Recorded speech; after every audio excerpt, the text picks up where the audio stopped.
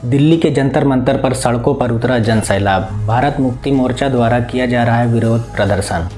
पूरे देश में ईवीएम के खिलाफ आंदोलन करते हुए हजारों लोग आज सड़कों पर उतर चुके हैं, लेकिन चुनाव आयोग के कानों में जूं तक नहीं रेंग रही है।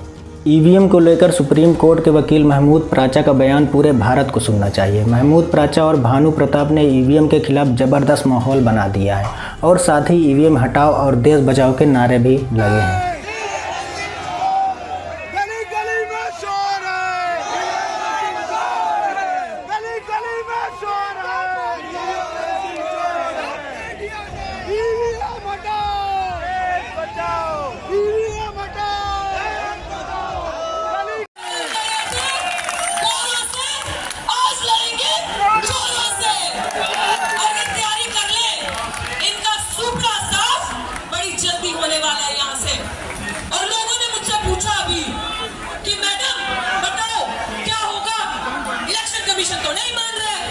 तो कल ही एडवोकेट महमूद प्राचा जी ने कहा कि इलेक्शन कमीशन नहीं मान रहा है, तो कोई बात नहीं, तैयारी रखिए। सबसे पहले ताला उसके दफ्तर के बाहर लगेगा, सबसे पहला ताला उसके दफ्तर के बाहर लगाया जाएगा।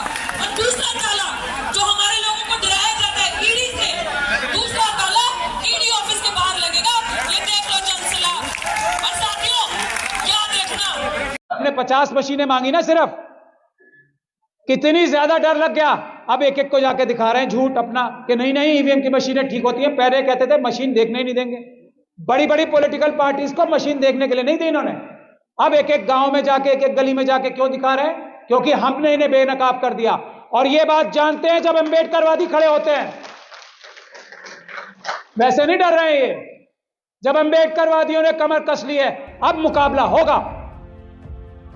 चाहे पुलिस लाए, चाहे ये अपने आरएसएस के गुंडे लाएं, मुकाबला होगा। ईवीएम से चुनाव नहीं होने देंगे, किसी हालत में नहीं होने देंगे, किसी कीमत पे नहीं होने देंगे। जिसकी जो ताकत लगा। सभी को जय भीम, जय भारत, जय संविधान। देखिए, मैं एक बात बार बार ये कहता आया हूं और कह रहा हूं अभी भी, हम लोग बहुजन जो हैं, हम लोगों ने ज्ञान बहुत प्राप्त कर लिया है। हमारे सारी चीजें समझ में आ चुकी हैं। किसी को भी कोई शक और शुबे की गुंजाइश अब इसमें है ही नहीं कि जब तक ये आरएसएस और बीजेपी की सरकार रहेगी, अभी तो डायरेक्टली है या इनडायरेक्टली भी कभी भी रहेगी आरएसएस की कोई भी सरकार, तब तक बाबा साहब डॉक्टर भीमराव अंबेडकर, हमारे अन्य महापुरुषों ने जो भारत की कल्पना की थी, जो अशोक का भारत था, वो कभी पूरा हो ही नहीं सकता। एक बात हम सब ने समझ ली, और इन लोगों को हटाने का तरीका भी हमने समझ लिया है कि हम लोग 90% हैं, 88% हैं, वोट देंगे, इनको हटा देंगे। और वोट देने से, क्योंकि 5 साल में इलेक्शन आता है, वोट देके भी ना हटा पाए तो हम भारत के संविधान की जो प्रावधान है, जो कानून बने हैं, जो बाबा साहब डॉक्टर भीमराव अंबेडकर ने इतनी लड़ाई करके हमारे लिए एक अच्छा संविधान बनाया था, उस पर अपनी संख्या, अपनी ईमानदारी, अपने संघर्ष के बल पे न्याय प्राप्त कर लेंगे, ये भी हमने जान लिया। तो अब आरएसएस और बीजेपी के लोग क्या करें, उसका एक एग्जाम्पल अभी कल आया है। उससे पहले भी एग्जाम्पल चल रहे हैं बहुत। कल वाला एग्जाम्पल मैं अभी बताता हूं, लेकिन जो सबसे बड़ा मुद्दे 2 चल रहे हैं इस वक्त देश में। तो ये जो हम सेमिनार्स करते हैं, मैं बार बार इस बात को बोल रहा हूं, जितने लोग हम सेमिनार्स में आते हैं, सड़क पे संघर्ष करने के लिए उतरे हैं उतने लोग। और दूसरा, जो भी आरएसएस और बीजेपी की मानसिकता का व्यक्ति है, जो भी, उससे बात करना बंद कर दें। पहला जो आपको रास्ता में बता, बात ही करना बंद कर दें। उनसे हमारा सिर्फ एक रिश्ता है, उनको जेल भिजवाने का, क्योंकि उन्होंने देश लूट के खा लिया है। पिछले 10 सालों में देश को लूट लिया, एक एक आदमी के घर से अनाज छीन लिया और 5 किलो अनाज के लिए मोहताज बना दिया। हम लोग जो दुनिया और देशवासियों को अनाज खिलाने वाले लोग थे, आज 5 किलो अनाज के लिए मोहताज बना दिया। यह है। तो पहला काम हमें जो करना है वो है बात करना बंद कर दो। और एक एक आदमी अगर एक एक आरएसएस के कार्यकर्ता पन्ना प्रमुखों के खिलाफ कार्रवाई अगर लिखित में पुलिस में करनी शुरू कर दे कि कल तो ये स्कूटर पे घूमते थे, आज मर्सिडीज में कैसे, कल तक झोपड़ी भी नहीं थी, आज ये महल कैसे, ये काम शुरू करें हम। सबसे पहले तो प्रैक्टिकल काम करने का वक्त आ गया। दूसरा, जहां कहीं भी आंदोलन हो रहा है, हमारे किसी भी बहुजन का कोई भी आंदोलन हो रहा है, उसमें जाना शुरू करें, आप टाइम देना शुरू करें। अगर आपको अपनी घरों की और परिवारों की रक्षा करनी है, वरना घर में से निकाल निकाल कर मारेंगे ये लोग, अगर 2024 का इलेक्शन हम लोग नहीं ठीक करते तो। उन लोगों को यह पता लग गया, आरएसएस और बीजेपी के लोगों को, और बहुत अच्छे से पता है, हम अब किसी बहकावे में आने वाले नहीं हैं। कोई मुद्दा ले आए, बालाकोट, पुलवामा, ये वो कुछ भी, उससे बेवकूफ बनने वाले नहीं है लोग, बिल्कुल बेवकूफ नहीं बनेंगे और कोई भी वोट नहीं देगा इन्हें। तो इन्होंने ईवीएम का जरिया चुन रखा है। ईवीएम, आप वोट किसे भी दें, सरकार अगर नरेंद्र मोदी साहब की बनेगी तो फिर क्या करोगे आप? भाई वोट देके ही तो सत्ता परिवर्तन कर सकते हो आप।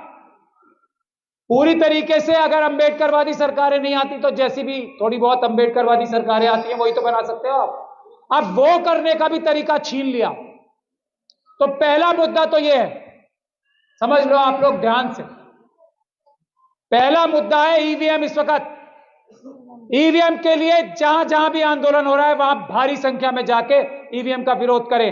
हम लोगों ने जो ईवीएम हटाओ संयुक्त मोर्चा ने जो प्रोग्राम दिया है, और अभी 31 तारीख को बामसेफ की एक बहुत बड़ी कॉल है जंतर मंतर पे, आप सभी लोगों को, और आप सब लोगों को नहीं, अपने साथ कम से कम 10-10, 20-20 लोग लेके, आप सब जागरूक लोग हो।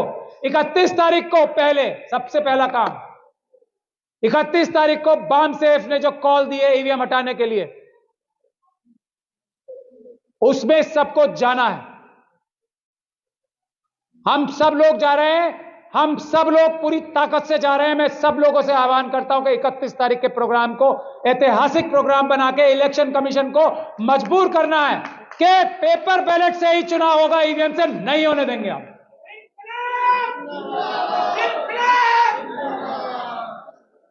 अभी हमसे पहले एक साथी बोल के गए थे, मैं ये बात आप लोगों को साफ कर देना चाहता हूं, मैं थोड़ा बहुत पढ़ा लिखा वकील माना जाता हूं, किसी बहसबाजी में पढ़ना ही नहीं। यह बुनियादी कानून है पूरे दुनिया का, पूरी दुनिया का बुनियादी कानून है ये, कि इलेक्शन सिर्फ और सिर्फ पेपर बैलेट से ही सुरक्षित है और किसी चीज से सुरक्षित इलेक्शन हो ही नहीं सकते। इसमें बहसबाजी में पढ़ने की जरूरत नहीं है किसी को भी।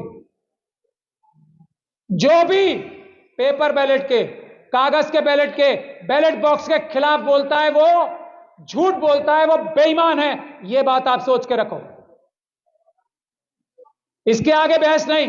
अभी एक हमारे साथी बोल के कहते हैं, इसीलिए मैं ये बात कह रहा हूं कि संविधान में संशोधन करना पड़ेगा अगर पेपर बैलेट से चुनाव करना है। ऐसा कानून में कोई प्रावधान नहीं है जो पेपर बैलेट से चुनाव ना हो सके, ऐसा कोई नहीं है। बल्कि आज भी जो कानून है वो पेपर बैलेट वाला ही कानून है। बैलेट, ये जो ईवीएम मशीन भी है ना, इसको भी पेपर बैलेट ही मान के इलेक्शन होते हैं। बुनियादी कानून आज का भी पेपर बैलेट का ही है। तो इसलिए मैं निवेदन कर रहा हूं, ये वकालत का जो काम है, कानून बताने का काम है, हम पे छोड़ दीजिए। हम झूठ नहीं बोलते, हम सच बोल रहे हैं। मैं इसीलिए चैलेंज कर रहा हूं बार बार लोगों को कि अगर मोदी सरकार में उनके अटॉर्नी जनरल है ना, उनके सॉलिसिटर जनरल हैं, आए बहस करें और मैं उन्हें बताता हूं कि कैसे झूठ बोल रहे हैं सब, और ये कितनी बड़ी भ्रांति फैला रखी है कि कानून में बदलाव करना पड़ेगा। कोई बदलाव करने की जरूरत नहीं है, कुछ जरूरत नहीं है। पैसे कम खर्च होंगे, ये मैं कह रहा हूं, मेरी बात पे तो भरोसा है आपको। पैसे कम खर्च होंगे, टाइम कम खर्च होगा, और सबसे ज्यादा सुरक्षित इलेक्शन होंगे पेपर बैलेट से। ईवीएम से चुनाव सुरक्षित हो ही नहीं सकते, पैसे ज्यादा खर्च होते हैं और धोखा ही धोखा है।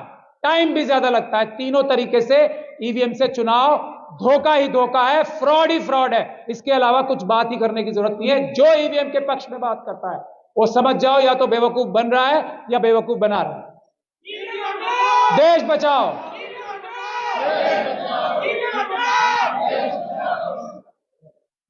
तो 31 तारीख को, और हम लोगों का आह्वान है, ये एक एक व्यक्ति भी जो कहीं भी ईवीएम का सेंटर है ना, जैसे रिटर्निंग ऑफिसर अभी देश में 543 बनेंगे लोकसभा का चुनाव कराने के लिए, एक एक ऑफिस के बाहर हमें हजारों की संख्या में बैठना है, जैसे सीएनआरसी के प्रोटेस्ट में किसान आंदोलन में बैठे थे। हमें इस तरह का देश में माहौल बनाना है, जैसे SC/ST एक्ट जब हटाया था 2018 में अप्रैल 2 को, वो माहौल देश में क्रिएट करना है। जब यह सरकार ईवीएम से चुनाव कराने से पीछे हटेगी, वरना इनकी तो जिंदगी और मौत का सवाल है। वोट इन्हें एक भी नहीं पड़ना और ये ईवीएम से चुनाव नहीं करेंगे, ऐसा कभी संभव है? समझ लो बात। और किसी तरीके से नहीं मानने के, दुनिया भर के झूठ बोलेंगे। अब इलेक्शन कमीशन को सड़कों पे उतार दिया। पहले हमने 50 मशीनें मांगी ना सिर्फ, कितनी ज्यादा डर लग गया। अब एक एक को जाके दिखा रहे हैं झूठ अपना कि नहीं नहीं ईवीएम की मशीनें ठीक होती हैं। पहले कहते थे मशीन देखने ही नहीं देंगे। बड़ी बड़ी पॉलिटिकल पार्टीज को मशीन देखने के लिए नहीं दी इन्होंने। अब एक एक गांव में जाके, एक एक गली में जाके क्यों दिखा रहे हैं? क्योंकि हमने इन्हें बेनकाब कर दिया। और ये बात जानते हैं जब अम्बेडकरवादी खड़े होते हैं, वैसे नहीं डर रहे हैं ये। जब अम्बेडकरवादियों ने कमर कस ली है, अब मुकाबला होगा। चाहे पुलिस लाए, चाहे ये अपने आरएसएस के गुंडे लाएं, मुकाबला होगा। ईवीएम से चुनाव नहीं होने देंगे, किसी हालत में नहीं होने देंगे, किसी कीमत पे नहीं होने देंगे। जिसकी जो ताकत है लगा ले। देश बचाओ।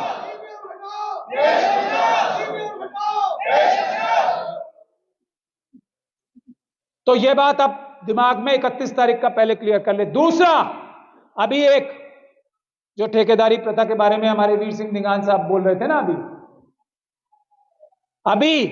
देखो, आप पढ़ाई लिखाई करेंगे हमारे लोग। पहली बात, जो एक बात ये रिजर्वेशन के खिलाफ बोलते हैं, दूसरा मुद्दा मैं बता रहा हूं आपको। जो व्यक्ति जैसे ईवीएम के बारे में जो बोलता है वो चोर है, बदमाश है। जो ईवीएम का सपोर्ट करता है वो डकैत, लुटेरा, चोर, बेईमान, देशद्रोही है। सीधी बात। उसी तरीके से रिजर्वेशन के खिलाफ जो बोलता है वो बेईमान, चोर, लुच्चा, लफंगा, लुटेरा सब है। बात ध्यान से समझ ले। जो रिजर्वेशन से किसी भी नौकरी में जाते हैं वही ईमानदार हैं, उन्हीं के पास दिमाग है। जो रिजर्वेशन से नहीं जाते वो कमअक्ल हैं, बेवकूफ है, गधे हैं। करे केस मेरे ऊपर, मैं साबित करूंगा। ये बात अपने दिमाग में क्लियर कर लें। हम ये बात क्यों कहते हैं? सुप्रीम कोर्ट की जजमेंट है, रिजर्वेशन मींस मीडियोक्रिटी, मतलब रिजर्वेशन को सुप्रीम कोर्ट ये बोल रही है कि जो क्वालिटी है कॉम्प्रोमाइज होती है। इससे बड़ा झूठ दुनिया में कोई नहीं होता, हो ही नहीं सकता। वोट हमारा, राज तुम्हारा। वोट हमारा, राज तुम्हारा।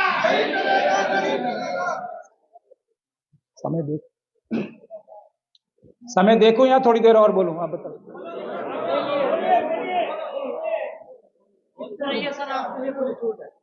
शुक्रिया मुझे छूट देने का। आरएसएस से भी यही को छूट दे दूंगा। मैं बोला। दूसरा मुद्दा रिजर्वेशन का, वीवीपैट। मैं फिर बोल रहा हूं, जो भी किसी तरह की भी बात करता है, वीवीपैट भी धोखा है, सब धोखा है, सब फ्रॉड है, सिर्फ पेपर बैलेट। किसी बात ही नहीं करनी। जब हमने रिजर्वेशन का मुद्दा, ये खुल के आम ये बोल सकते हैं कि रिजर्वेशन वाले जो हैं उनको काम करना नहीं आता। खुलेआम बोल रहे हैं ना ये। इसी ग्राउंड पे हमें नॉट फाउंड सुटेबल करते हैं ना ये। एनएफएस क्या होता है? Not found suitable. खुलेआम करते हैं। हम लोग पता नहीं क्यों बैकफुट पे रहते हैं, डिफेंस करते हैं। ये जो इंटरव्यू लेने वाले हैं, मैं आज ऐलान कर रहा हूं, ये नेवर फाउंड सुटेबल हैं। जो इंटरव्यू लेने बैठते हैं, नेवर फाउंड सुटेबल।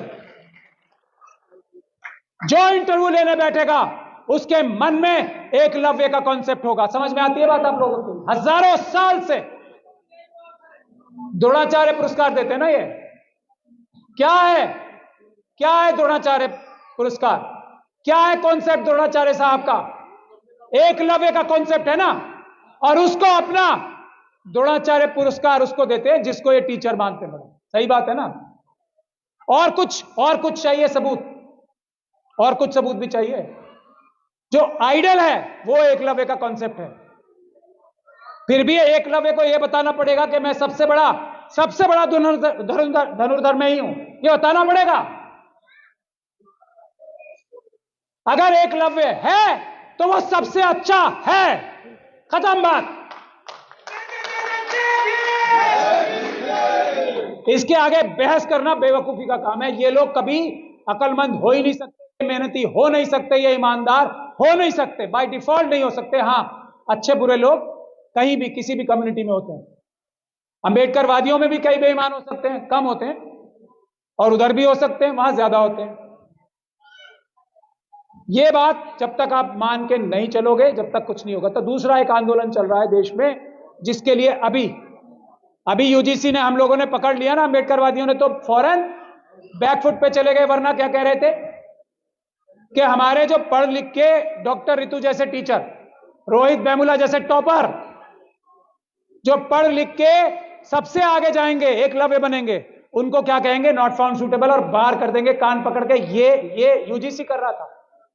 ये अपराध है, हम इसके खिलाफ एफआईआर कराने जा रहे हैं। डॉक्टर मेरी बात हो गई है, ये यूजीसी के चेयरमैन के खिलाफ हम एफआईआर कराने जा रहे हैं। ये कैसे निकाला ऑर्डर, कैसे निकाला ये ऑर्डर? तो दूसरा बड़ा आंदोलन इस वक्त चल रहा है देश में, यूनिवर्सिटीज में आंदोलन खड़े होते हैं किसी भी देश के। तो ईवीएम का और जो ये यूनिवर्सिटी का डॉक्टर रितु का आंदोलन चल रहा है, 6 तारीख का है।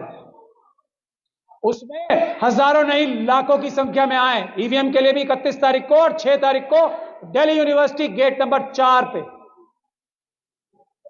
दिल्ली यूनिवर्सिटी गेट नंबर 4 सुबह 10 बजे, और 31 तारीख को जंतर मंतर। यह हमारा रास्ता है, इसके अलावा सब मिथ्या है। और की ईवीएम के खिलाफ हर रिटर्निंग ऑफिसर के ऑफिस के बाहर, और जहां जहां इनके पेपर बैलेट्स नहीं, ये ईवीएम की मशीन है, जहां जहां जिस वेयर हाउस में है उसके बाहर परमानेंट प्रोटेस्ट लगाने की जिम्मेदारी जो लेता है, इस वक्त सबसे बड़ा अंबेडकरवादी वही है।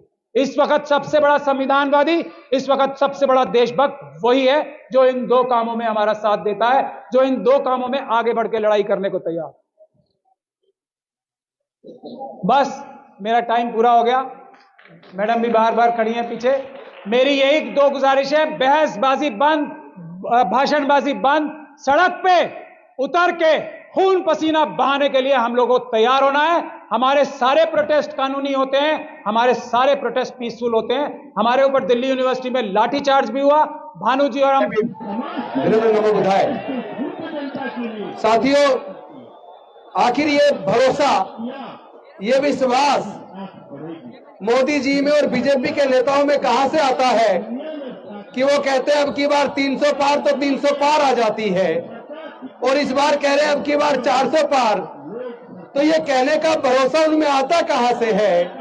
ये कहने का भरोसा उनमें उस ईवीएम से आता है, जिस ईवीएम को भारत इलेक्ट्रॉनिक्स लिमिटेड बनाती है, ECIL बनाती है, और उस कंपनी के 7 डायरेक्टर में से 4 डायरेक्टर बीजेपी के पदाधिकारी हैं।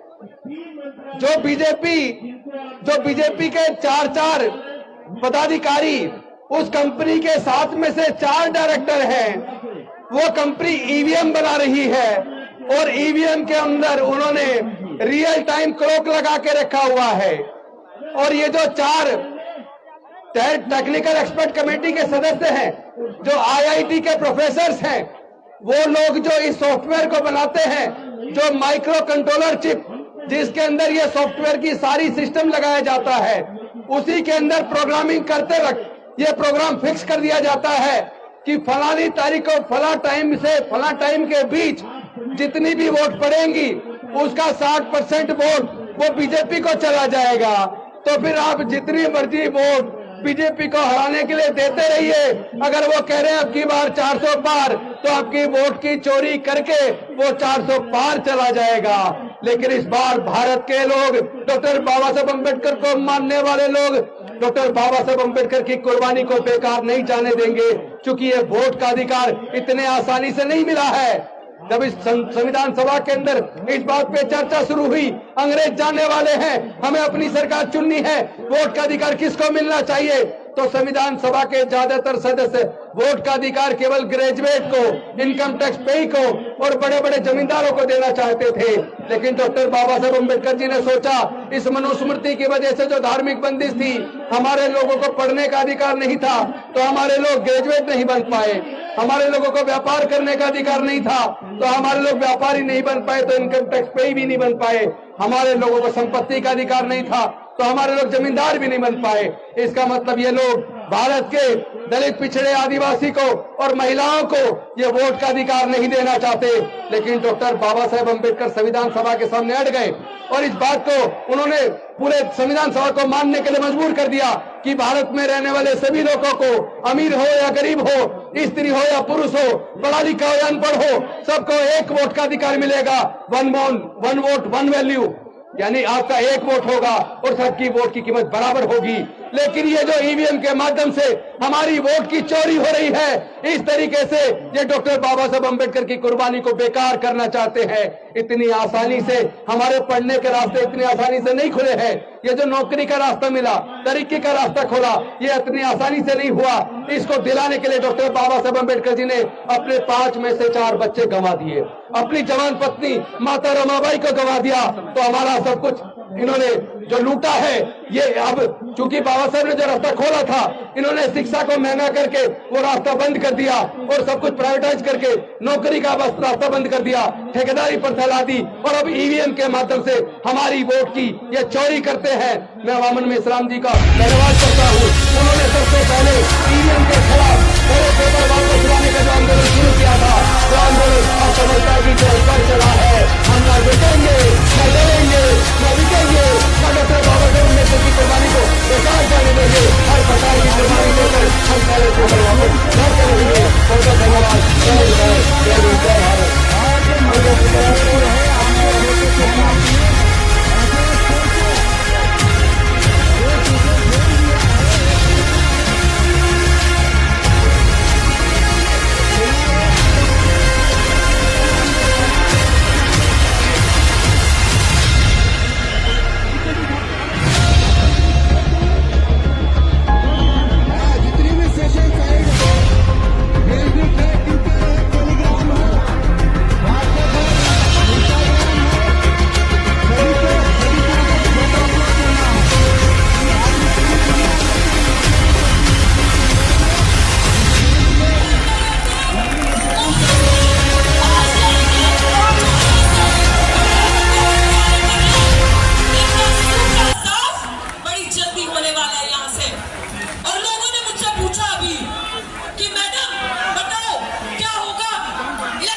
तो नहीं मान रहे तो कल ही